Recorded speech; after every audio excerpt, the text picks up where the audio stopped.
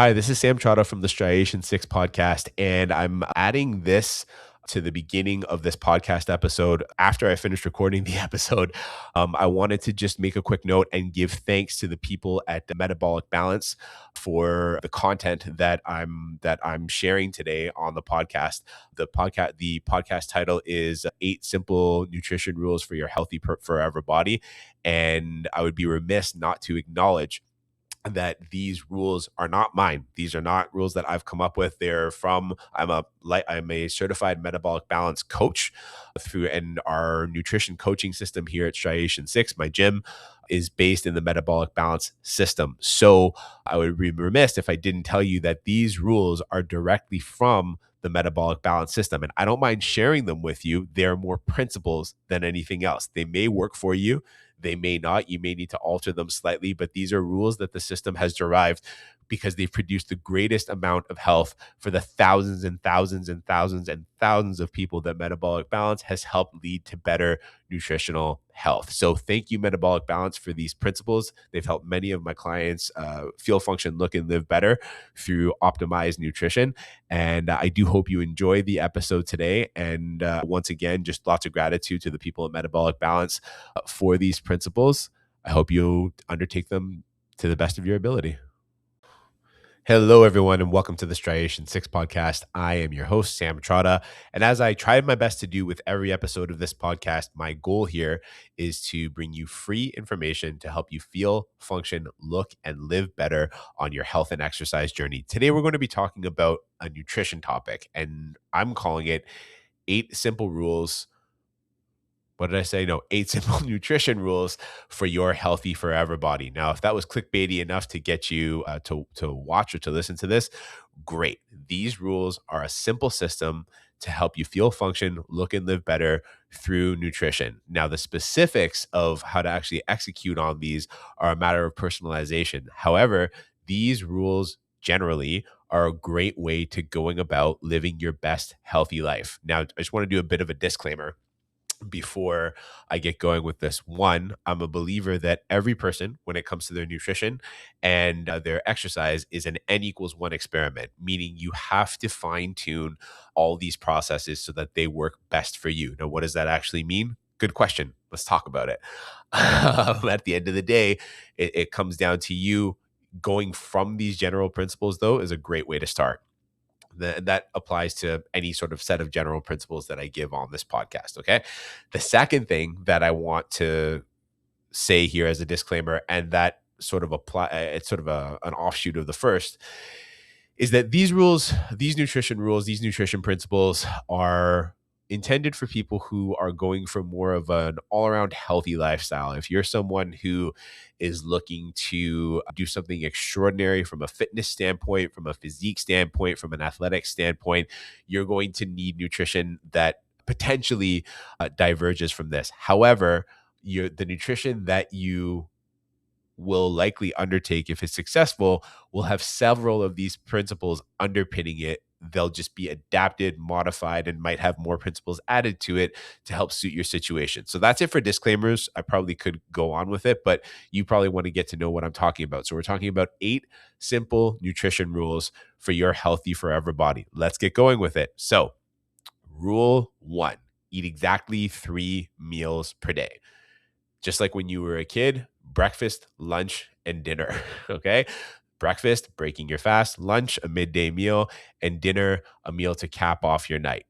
Very, very simple. You might be doing it already. The content of what you're eating might need some changes in order to achieve your goals, or you might be eating healthy food and you might just need to add some more of these other principles onto your plan or into your process. So let's go with rule 2.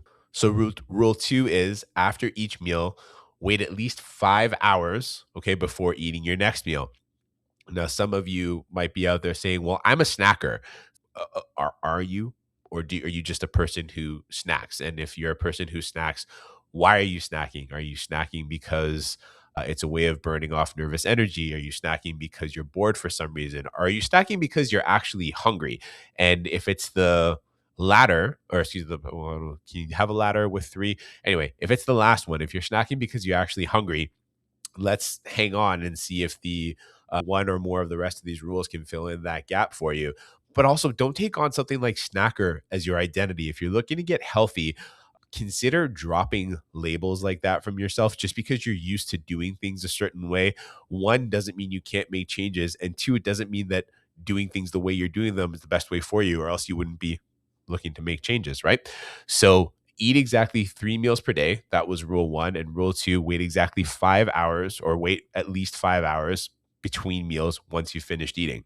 Rule number three is do not allow a single meal to last longer than 60 minutes. Now, these three rules so far are centered around the idea of giving your body periods where it's taking food in and all of the biochemical and digestive reactions are happening during that time, and then giving your chance of body to actually digest and let it process those foods. Now, we can talk about insulin and that kind of thing. Frankly, I'm not qualified to talk about insulin, but the theory around these first three rules, or most of the theory around these first three rules, is generally about giving your body a chance to actually process the food it's taken in before you dose it with another set of food, another bit of food, and ask it to do the same thing over again, and giving your body these periods to take food in and then actually digest it and assimilate it and let it produce the health that it should produce is a great way of setting yourself up for kind of forever healthy habits.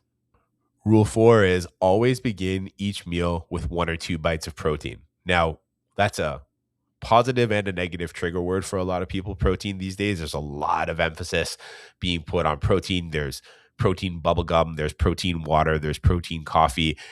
Protein is important, and now it's it's sort of gone to the masses in a big way.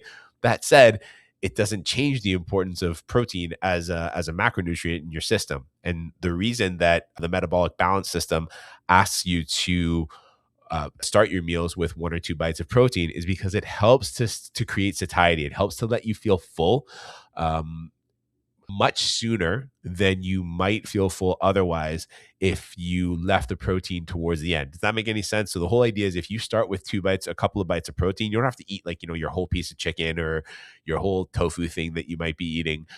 Just a couple of bites will actually start to get the amino acids into your system and start the chain reaction that creates satiety in you sooner than later. So particularly if you're someone who's looking to release unwanted body fat and optimize your health through that kind of process, this is an important rule for you. I personally am I'm a protein guy. I love my meat, my fish, my whey, my milks, and all those sorts of delicious things. So I've got no issue with this rule. If you're someone who is more of a carby person or more of a fruit and vegetable person, that's cool too. Whatever you're choosing for protein, just have a couple of bites first and start the satiety floodgates, or open those satiety floodgates to allow yourself to be as full as efficiently as possible.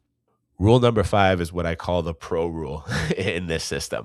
All right. Rule number five is eat only one type of protein at each meal. The reason I call it a pro rule is because all of the research on protein and your body's assimilation of protein essentially says get an ample amount of protein every day through as many meals as you eat, and you're good. All right. This takes it up a notch. It's asking you to eat different kinds of protein to optimize for the efficiency of the absorption of amino acids in your system. I would say of all the rules that I'm citing here from a nutrition or a biochemical standpoint, it's I might eat my words later, but it's probably the least important. It's probably the least important of the 8 rules. However, where I think it really stands out is in getting variety into your nutrition system every day. I remember growing up in the 90s, looking at gym people and workout. If you're watching, I'm doing bunny, or if you're not watching, I'm doing bunny ears here. Gym people, gym bros. They weren't called that then. They were just called bodybuilders. They would be eating, chicken and broccoli and rice 6 times a day. And it was just the most monotonous, boring thing possible. This rule allows for at least in the protein side of things, a significant amount of variety in your nutrition plan. That might help you stick with your plan. So whether you're on a system that's more aligned with what metabolic balance is trying to accomplish, or you're on any kind of nutrition system for any sort of goal, having that variety might actually help you stick with your system because it avoids boredom. So from a biochemical standpoint, we're looking at probably the least important rule here, but from an experiential standpoint, we may be looking at the most important one. Okay, the way they phrase rule 6 is, if possible, do not eat after 9 p.m. I'm going to change that a little bit. And I'm going to say, if possible, do not eat less than 3 hours before bed. So if you're an 11 p.m. bed person, 11 p.m. bedtime person, you're getting into bed and you're starting your sleep process, whatever that looks like for you, at 11 p.m. Try to make sure that you're finished your last meal by 8 p.m. So that gives your body 3 hours to process the food and get into rest and digest mode. There's a few different reasons, we want to do this. Eating too close to bed categorically disrupts sleep, especially if you already have sleep issues. Further disruption of sleep from your digestive system is going to lead to poor sleep, bad overall nervous system recovery, and frankly, a sort of false positive in demand for food the next day because you're going to feel tired. You might feel hunger, but more from a I'm tired, so I'm feeling falsely hungry standpoint, if that makes any sense. So allowing your body 3 hours to fully digest, or to fairly fully digest, before you lay down and really get into rest mode is a great way to allow yourself to get the best sleep possible with as little disruption from your eating habits as possible. Rule 7, drink water. Okay, not just drink water, but drink the correct amount of water for your situation. Generally speaking, you want to be drinking approximately, this is for my Canadian people, 35 milliliters of water, okay, per kilogram of body weight. For people who work in the, imperial system, that's about 0.6 ounces of water per pound of body weight. So if you're someone who weighs 75 kilograms, my math is going to get butchered here, but you're going to be drinking about 2.5 liters of water per day. Okay. If you're someone who weighs 200 pounds, I just chose my own body weight here, you're going to be drinking about 120 ounces of water per day, that's a lot. That's like 15 cups. Now that's completely fine. If you are someone who has an issue drinking water, I would rather you drink water that has some kind of flavoring agent in it, preferably something kind of this is my bias, mind you, preferably something non-chemical like lemon, or maybe even like an essential oil of some kind that's actually drinkable or digestible. Something that gives the water a bit, or just some fruit. Just throw some berries in your water. It's actually quite delicious. If that helps you, if you're someone who's good at drinking water, meaning you chug water without any hassle, great, keep doing it. Make sure you get the proper amounts in. Rule 8 is probably something you've heard ever since you were a kid. An apple a day. An apple a day keeps the doctor away, as the old adage goes. And this is a rule that's in our system. Apples have so much nutrition in them. They've got fiber. They've got all kinds of little micronutrients. They will help you feel full. Try to have at least one apple per day. If you're on the metabolic balance system, you, in some likelihood, not in all cases, but you probably have the latitude to have fruit at every meal. You could have an apple at every meal if you wanted to. Again, if it cuts down on variety for you, and that's a negative point, then you definitely want to consider creating some variety there. But certainly one apple per day, not only does it help to keep the doctor away, but it helps you feel fuller for longer. Again, creating that satiety and creating that efficiency in your nutrition plan that will allow you to release unwanted weight, be healthy, and feel function, look, and live as well as you can.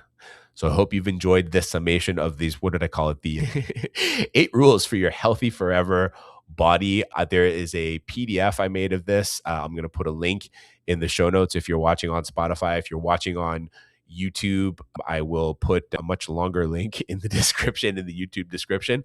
And you can feel free to download that PDF for free. And if you're someone who's looking for some help with nutrition coaching, you're looking for longevity, you're looking for better health overall, and you're looking to just improve your quality of life through nutrition, feel free to inquire about our nutrition coaching system here at Striation 6. I'm going to put another link in the show notes where you can book your complimentary consultation. It'll be with yours truly. And I would certainly look forward to meeting you. And if we're a good fit, I would love to, the system's not for everybody openly. And that's something I share openly with people. The system is not for everybody, but if we can meet and we find that we're a good fit, I'd love to help get you on the path towards better nutrition health. So thanks very much. I appreciate you. And if you have any suggestions or feedback for the podcast, please feel free to leave comments. I do read the comments and I would love to hear from you. Thank you so much.